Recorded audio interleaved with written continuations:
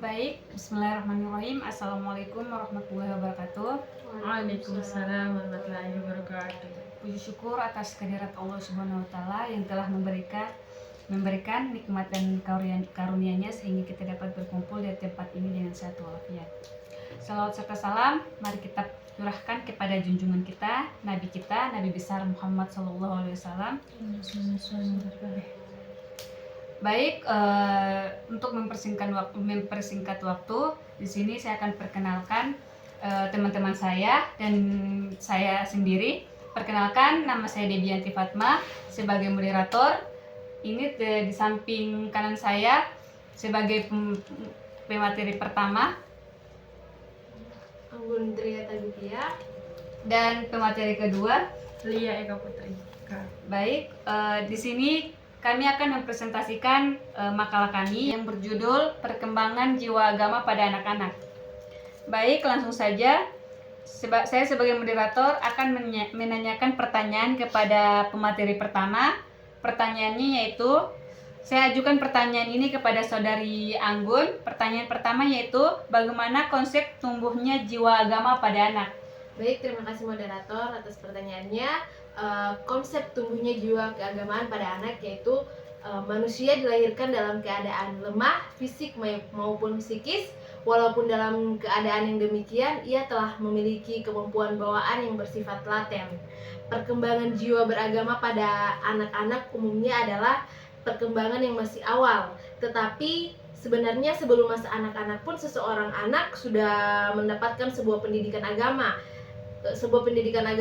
tentang keagamaan, yaitu dalam kandungan, masa pranatal, dan masa bayi. Kemudian timbulnya jiwa keagamaan pada anak, kemantapan dan kesempurnaan perkembangan potensi manusia yang dibawanya sejak lahir, baik jasmani maupun rohani, memerlukan perkembangan melalui pemeliharaan dan latihan. Baik, itu jawaban yang bisa saya jawab. Saya serahkan kepada moderator. Baiklah, pertanyaan selanjutnya yaitu, bagaimana proses tumbuhnya kepercayaan kepada Allah dalam diri anak? Oke, baik, terima kasih. Proses tumbuhnya kepercayaan kepada Allah dalam diri anak yaitu menurut Zakia Derajat, anak mulai percaya kepada Tuhan melalui proses pertama yaitu melalui bahasa. Dari bahasa, anak-anak mulai melihat orang-orang dewasa yang membahas tentang Tuhan. Terus kemudian melihat orang-orang dewasa dengan rasa kagum dan takut kepada Tuhan, maka mulailah timbul dalam diri anak tersebut rasa sedikit gelisah dan ragu tentang sesuatu yang mengenai Tuhan.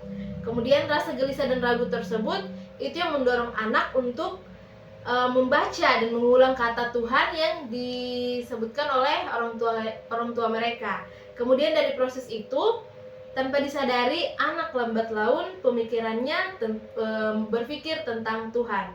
Jadi perhatian anak pada Tuhan tumbuh dan berkembang setelah ia menyaksikan reaksi orang-orang di sekelilingnya tentang Tuhan yang disertai oleh emosi dan perasaan tertentu.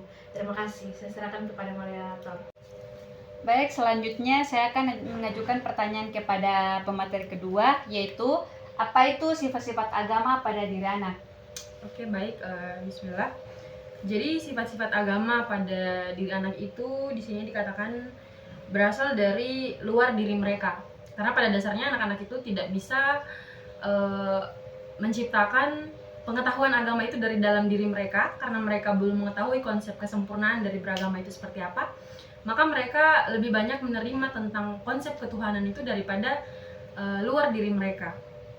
Kemudian juga dalam berdasarkan hal ini yang tidak bisa menerimanya anak-anak selain daripada luar eksternalnya mereka, maka bentuk dan sifat agama pada diri anak dapat dibagi atas unreflektif atau tidak mendalam.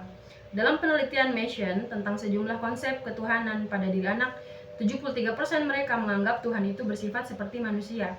Jadi anak-anak itu karena pemikirannya yang belum mendalam tentang Tuhan itu seperti apa, dan tidak ada sebagian orang tua yang tidak mengajarkan tentang Tuhan itu seperti apa. Jadi kebanyakan anak-anak beranggapan bahwa Tuhan itu ya seperti manusia, seperti itu. Kemudian juga egosentris. Egosentris itu anak memiliki kesadaran akan diri sendiri sejak tahun pertama usia perkembangannya dan akan berkembang sejalan dengan pertambahan pengalamannya. Jadi anak-anak akan bertumbuh mengenali agamanya adalah ketika mereka sudah disentuh dengan pengalaman-pengalaman kehidupan. Ada juga kemudian anthropomorphis.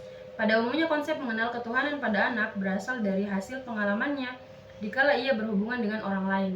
Nah, ini juga bukan hanya kepada anak-anak, melainkan anak kecil juga itu berhubungan dengan anak-anak. Berhubungan dengan orang lain itu akan mempengaruhi sifat keagamaan pada diri mereka. Kemudian juga verbalis dan ritualis. Dari kenyataan yang kita alami, ternyata kehidupan agama pada anak-anak sebagian besar tumbuh mula-mula kapan mereka menghafal secara verbal kalimat-kalimat keagamaan, dan selama itu pula dari amaliyah yang mereka laksanakan berdasarkan pengalaman menurut tuntunan yang diajarkan kepada mereka. Jadi anak-anak juga sifat keagamaannya akan timbul ketika mereka itu diajarkan nilai-nilai agama yang mendalam daripada lingkungannya. Kemudian dari inisiatif mereka sendiri yang mau mempelajarinya, dan juga dari rasa keheranan mereka. Mungkin seperti itu. Saya kembalikan kepada moderator. Baik, selanjutnya pertanyaannya yaitu bagaimana cara pendekatan agama pada anak?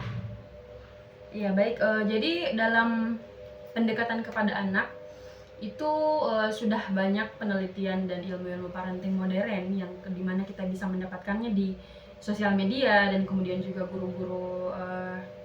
guru-guru yang hari ini ada di sekitar kita.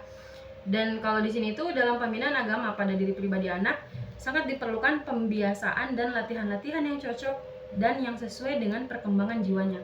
Jadi karakter anak-anak yang berbeda-beda itu dibutuhkan ilmu yang matang daripada orang tua untuk kemudian bisa mengajarkan pendekatan dan pembiasaan agama kepada anak. Karena sulit untuk melakukan pembiasaan agama kepada anak ketika orang tua sendiri tidak paham tentang konsep agama itu sendiri. Seperti itu. Kemudian juga untuk membina agar anak-anak mempunyai sifat terpuji tidaklah mungkin dengan penjelasan saja, akan tetapi perlu membiasakannya untuk melakukan yang baik.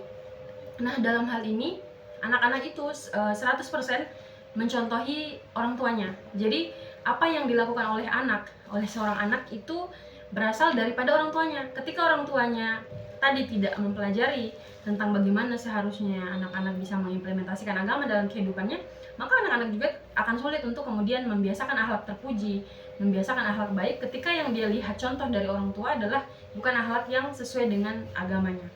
Kemudian juga dengan pendidikan agama, semakin kecil umur anak, hendaknya semakin banyak latihan dan pembiasaan agama yang dilakukan pada anak-anak. Jadi setelah orang tua mempelajari tentang diri anak-anak, maka perlu banyak latihan-latihan yang kemudian bisa dilakukan oleh orang tua, ya berasal dari ilmu yang orang tua dapatkan tadi, entah dari ilmu parenting modern atau ilmu parenting zaman dulu yang kemudian bisa bermanfaat untuk perkembangan pembiasaan agama pada anak-anak. Dan pembentukan sikap, pembinaan moral dan pribadi pada umumnya terjadi melalui pengalaman sejak kecil.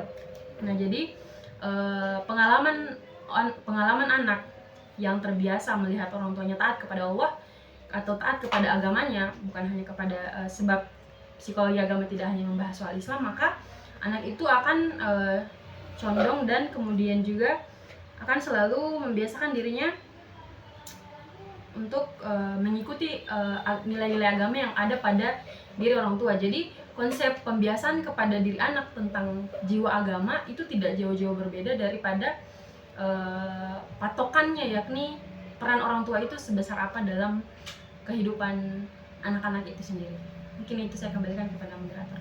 Baik, mungkin itu saja jawaban-jawaban dari pemateri. Selanjutnya kami akan menutup presentasi ini. Lebih dan kurang mungkin sampai sini saja, lebih dan kurangnya mohon dimaafkan. Wabillahi taufiq wal hidayah. Wassalamualaikum warahmatullahi wabarakatuh.